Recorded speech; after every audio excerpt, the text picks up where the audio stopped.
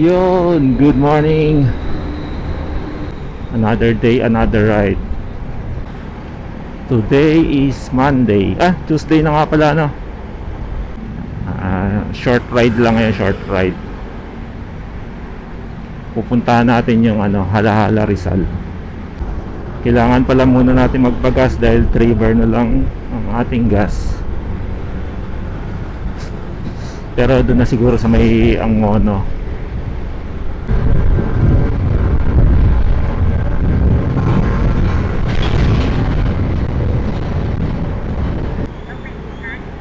Hindi, yan, e-bike yan Tiyan mo ang kulit e-bike. Parang kotse na yun oh.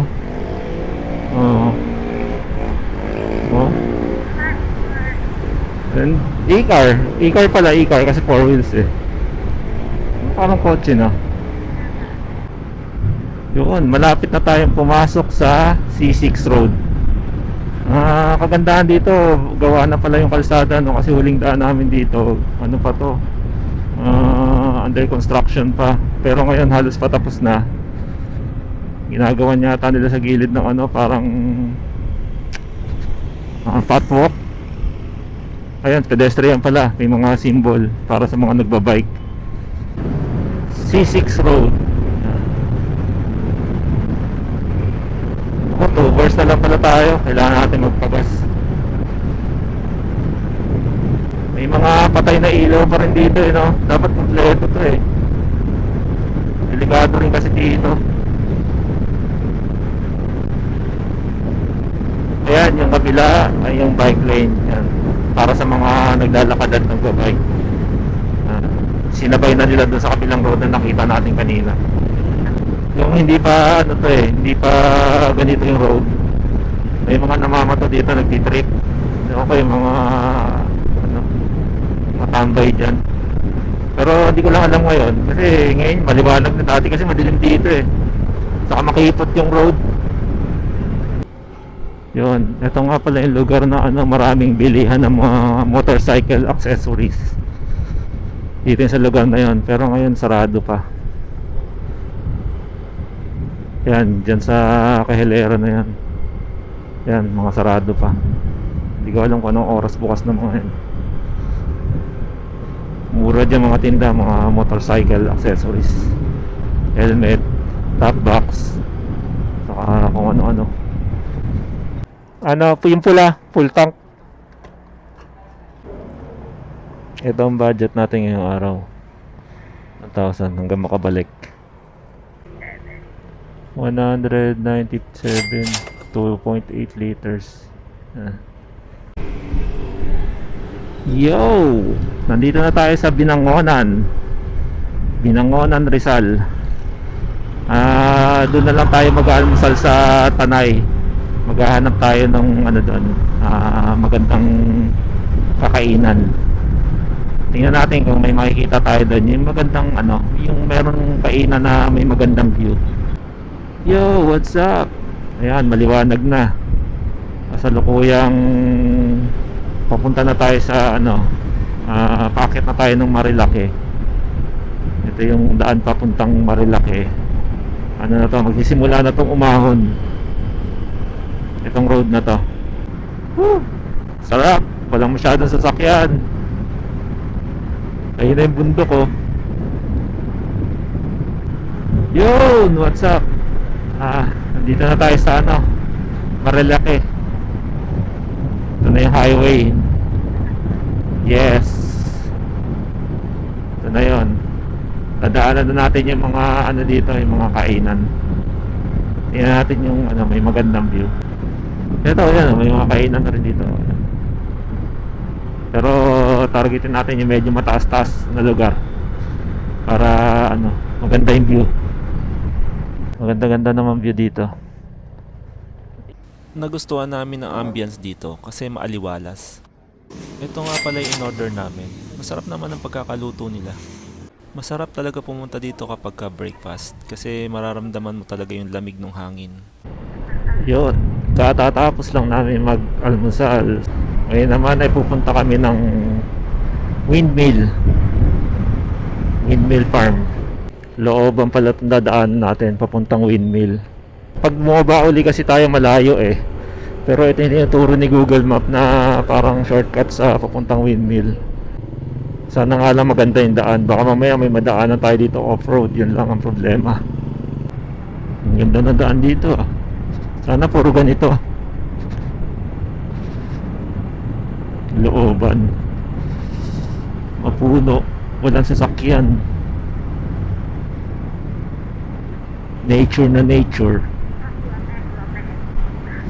Ang lamig nga. Oras na. Mag-alas 8. Pero malamig pa rin.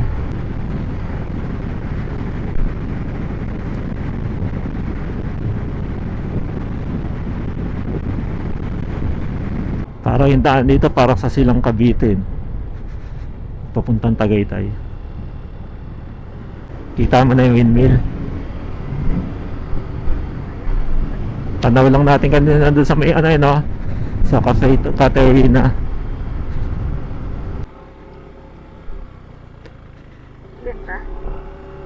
Diretso pa.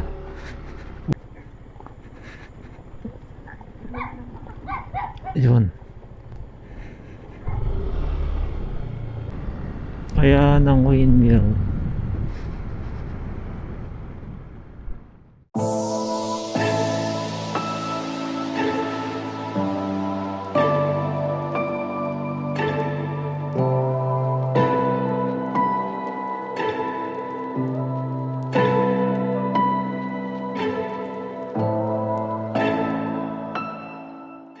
Saglit lang kami sa may windmill pagkatapos umalis na din kami agad. Pero inabot kami ng mahinang ulan. Nagpasya muna kaming tumigil dito para iset up yung gamit namin para hindi siya mabasa. Tumigil muna kami kasi nagsisimula na namang umulan.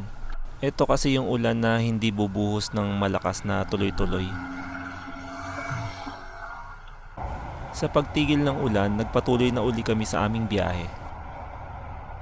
Yon, welcome to Halahala Rizal. At mukhang uulan na naman. Sana wag muna. First time kong dumaan dito. Maraming beses na ako nakapag Laguna Loop, bike, saka itong motor. Pero first time kong daanan tong Halahala. Ito yung lugar ng Halahala na pag nag Laguna Loop ka at ayaw mo umakyat doon sa may Pililya. dito ka dadaan, iikot ka dito, ang labas mo Pami. First time ko dumaan dito sa Halahala. Ganda na road, oh, dami din nagbabike, oh. Minsan yan, alternative route to ng mga nagbabike din. Ang alam ko ay meron itong, pag inikot mo siya, meron itong 30 kilometers na layo mula doon sa pinasukan natin kanina. Silipin lang natin yung San Flora Farm. San Flora Farm lang naman yung pwede mong puntahan dito. Puro sunflower ang tanim. Ewan ko lang kung may iba pang halaman kasi hindi pa ako nakakapunta doon. Ganda ng daan, oh, parang highway din eh. Ganda, oh. Kita mo, oh. Nakakover yung mga puno sa daan. Nakaporma. 29 minutes pa. Palengke na pala to. At parang nararamdaman kong umaambon.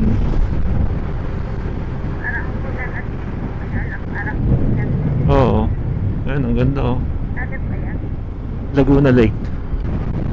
Ayun, naambon na nga. Doon na lang sa may puno na yan. Hinto lang tayo saglit. Pwede naman. Kala ko kasi magkakapote tayo. Hindi. Silong lang tayo muna. Ganda, oh.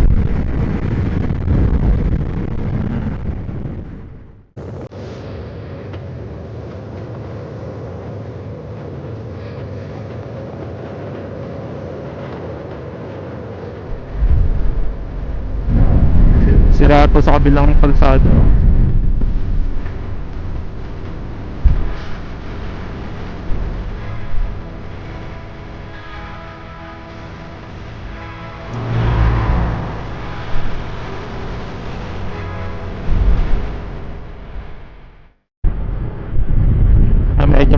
tayo sa San Flora Farm.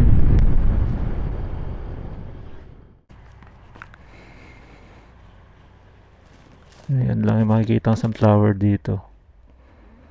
Ayan. Iba dun yung mga tanim na ano. Pangit kasi mag-picture kasi mainit na, no? Maganda siguro kung maaga dyan. Hindi na tayo papasok. Diretso na tayo dun sa ikot sa kabila. Ikot na tayo ng kabila. Bisitahin din natin ang Punta Fort. Mainit na pero hindi mo naman ramdam ang init dito. Malamig pa rin, oh. Malamig sa katawan. Parang presko yung hangin niya. Ngayon ay 9:26. Maaga pa.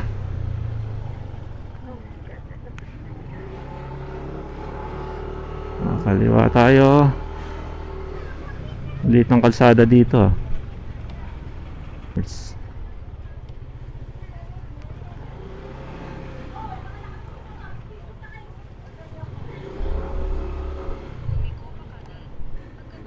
Ay, kabuhayan na ang sport yung dalawa. Parang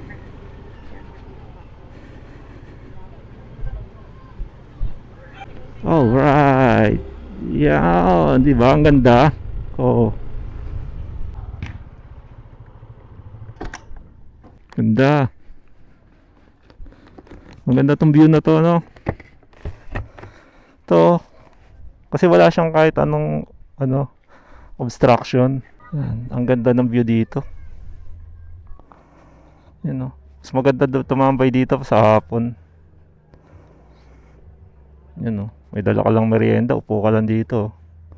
Yan, no? Pwede ka mag-senti dito, senti. Nahuli? Anong isda yan?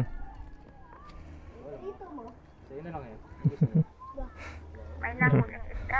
Meron, pero maliit lang. Saan? Uy, hawak mo nga ito. Dito na. Baka pwede mo gawing keychain yan. Gawin mong keychain. Lalagaan niya. Pangalanan mo.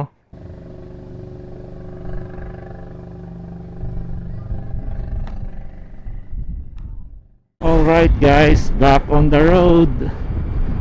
Tuloy natin ang loop. Nag side trip lang kami kanina dun sa may Pantalan o English Airport. Tapos back na ulit tayo sa loop ng Halahala. Yan. Balik tayo dito sa may main road. Presko dito kahit ganito kainit gawa nung mapuno kasi. Saka yung hangin niya hindi ganun kainit. May mga part lang na hindi maganda yung road kasi ginagawa eh. Makikita niyo dyan sa Google Map. Ayan, malapit na tayo ang exit. Pabalik na tayo. Paglabas natin dito, Laguna na.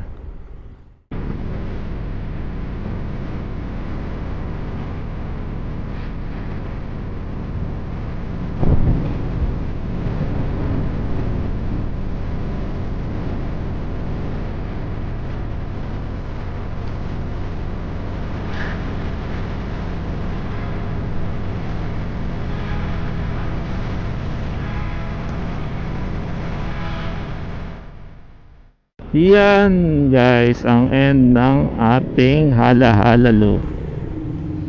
Ito na yung dulo. Natapos na natin ang Halahala loop. Ang pangit lang ng road. May mga part na pangit yung road ng Halahala. Welcome to Mabitak, Laguna. Tayo ay nasa Mabitak, Laguna pero nasa baba ng part ng Mabitak. Hindi tayo umakyat doon sa bundok. Ang daan eh dito rin sa Mabitak pero sa bundok. Ito sa baba to. At yun nga, yun lang naman nakita natin. Bukod sa mga ginagawang kalsada,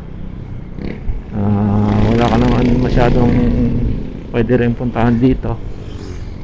Ano lang, road trip lang kumbaga. Road trip. So far enjoy naman ang ride. Dito na tayo sa highway. Pero magpagas kaya muna tayo. Let's go! Pagas!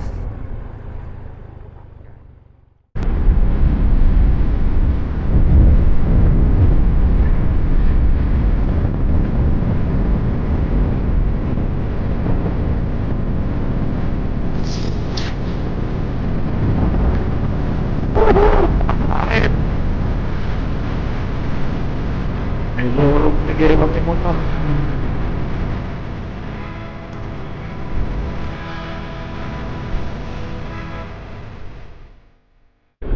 Yo, what's up? Napakainit. Mainit na. 11:34 na ng tanghali. At ngayon, binabaybay namin to ang Pagsanhan. Tayo ay magbe-break muna at kakain. McDonald's and Jollibee. Nakakita nga pala kami ng McDonald's at Jollibee. Kaya kumain kami dito sa KFC.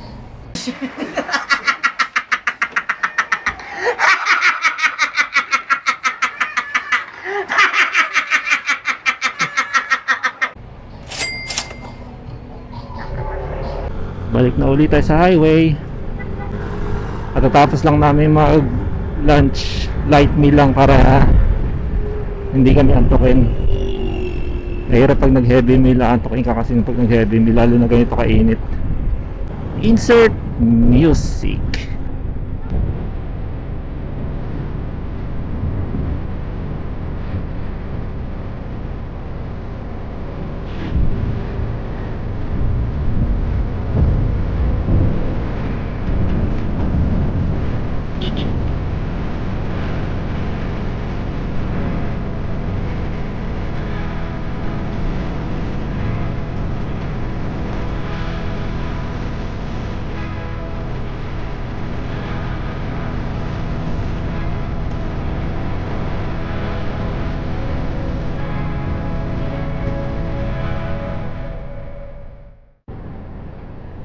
Calamba, Laguna.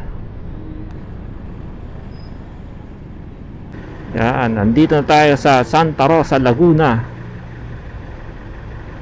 We are now at saan na ba to? Binyan, Laguna. We are now entering San Pedro, Laguna. Meron nga palang malaking bakery dito sa may San Pedro. Sabi nila masarap daw ang tinapay dito, kaya sinubukan namin. Ang pinakamaraming tinda nila dito ay ensaymada. Meron din ibang mga tinapay. Ayan, yan na lang. Tikman lang natin. Wait, pinagong toasted mamon bizcocho. At bumiyahe na uli kami. Sarap maligo nito pagdating. Magkape na nasa aircon. Mamaya ako paliligo. Natapos na natin ang ating Laguna Lake Loop via Hala-Hala. Hindi na tayo dumaan ng taas ng Mabitak. Dito na lang tayo sa may baba. Sinubukan natin for the first time ang Hala-Hala. Yun lang, tinry lang namin kasi yun ang hindi pa namin napupuntahan parehas ng aking OBR. Sunflower Farm. Na maganda siguro yung kung ano, yung malalaking sunflower kasi nung bata ako nakakita ako ng mga malalaking sunflower. Mas malaki talaga. Parang ganun siya oh. Yung ano, yung nandun sa Sunflora Farm, maliliit eh. Yung seed nun sa gitna kasi malalaki nga siya. Ganyan yan oh. Naman paliligo. Yun yung sunflower seed ah. Yun nandun sa may gitna, yun yung pinagkukuhanan ng sunflower seed. Yung ganun kalaki, pero yung sa sunflora, ano eh, maliliit yung nakita namin. Ano lang talaga siya, pan display. Itong ride na to ay isa rin sa ano, sa pagpapakondisyon namin dahil may parating kami na ride na sa norte uli. Kailangan namin magpakondisyon ng katawan. Kapag nagla-long ride nga pala, kailangan mo magpakondisyon ng katawan. Pag sinabi mo magpakondisyon ng katawan, huwag ka masyado kain ng kain. Exercise. Tapos siguro mga ilang linggo ka na puro ganito na maghapon na ride. Yung mga maghapon na ride na puro mas marami naman pahinga, hindi yung sagara na ano, bugbugan na ride. Kumbaga parang piniprepare mo lang yung katawan mo sa maghapon na nakaupo sa motor na nakaganito. Tapos syempre para ma-adapt rin ng katawan mo yung init, Tapos yung lamig, ganyan. Maganda kasi kung iba't ibang lugar yung pupuntahan mo kasi nag-iiba-iba rin yung panahon kada bayan. Kanina nung sa Pililla, inulan tayo. Tapos yun naman biglang init. Yun, kailangan mo maka-adapt sa ganun. Kaya before ka mag long ride ng more than 8 hours na biyahe, pag sinabing more than 8 hours na biyahe, yung 8 hours na biyahe na tuloy-tuloy. Pero hindi naman ibig sabihin tuloy-tuloy as in tuloy-tuloy. Tuloy-tuloy na may pahinga. 3 hours, 30 minutes pahinga. Another 3 hours, 30 minutes ulit na pahinga.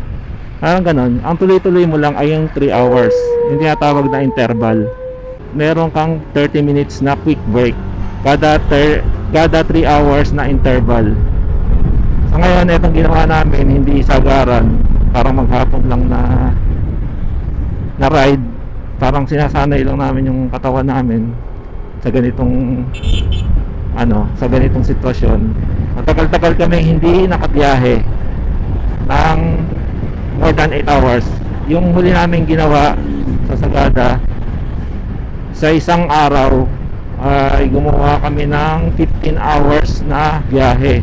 May kasama yung pahinga yung 15 hours na yon from Manila to Vigan City. So ngayon nagpe-prepare tayo. Kailangan pakilala natin, introduce natin uli yung katawan natin, na sabihin natin sa katawan natin na may mangyayari ng long ride uli, na super long ride. Nakakamiss na norte. Nakakasawa na to, lagi mainit. Doon naman tayo sa giginawin tayo. So hindi pa namin alam kung kailan, pero bago mag-December mag-ride tayo dyan. So abangan nyo lang, yo. Abangan ang susunod na ride. Paki-like and share, subscribe na rin po sa aking channel.